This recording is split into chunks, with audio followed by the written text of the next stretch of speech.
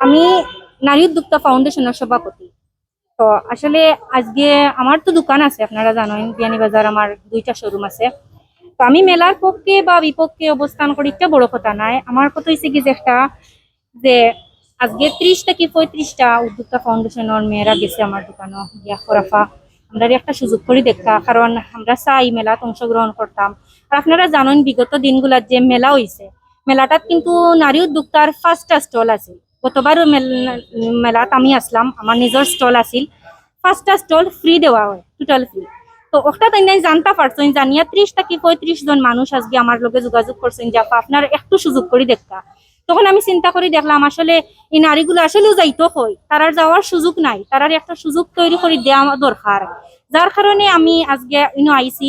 নয়তো আমার তো দেখো আমার শোরুম আছে, আমি যদি মেলাত নাও যাইতাম আমি ব্যবসা করতাম পারবো, কিন্তু এই নারীগুলা বাসার তৈরি করে বিভিন্ন প্রোডাক্ট, কিন্তু কোনো বেচার সুযোগ পান না তারা। তারার এই সুযোগটা তৈরি করে দেওয়া লাগিয়ে আজকে আমি অফিস আইসি স্যারের গেছে। আমি একটাও কইমু মিডিয়ার মাধ্যমে বা আমি সবর গেছে একটাও কইতাম চাইয়ার যে মেলাটা হোক সে একটা সুষ্ঠু নিরপেক্ষ এবং সবর মতামতর ভিত্তিতে মেলাটা যেন হয়।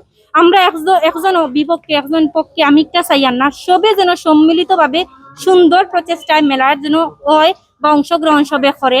আর আমার নারী উদ্যোক্তা ফাউন্ডেশনের 5টা স্টল তাকে আপনারা জানেন মেয়েরা স্বতঃস্ফূর্ত ভাবে কেন তারা পণ্য বিক্রি করতে পারে। সো আমি ওটাও চাইয়ার আর কোনটা চাইয়ার না, আমি যে পার্সোনালি মেলার পক্ষে বা বিপক্ষে অবস্থান করছি ইলা কোনটা নাই। আমি চাইয়ার যে আমার নারীরা যারা আছে তারা যেন মেলার মাধ্যমে তারার প্রোডাক্ট গুলা তুলিয়া ধরতে পারে কাস্টমারের কাছে। Thank you.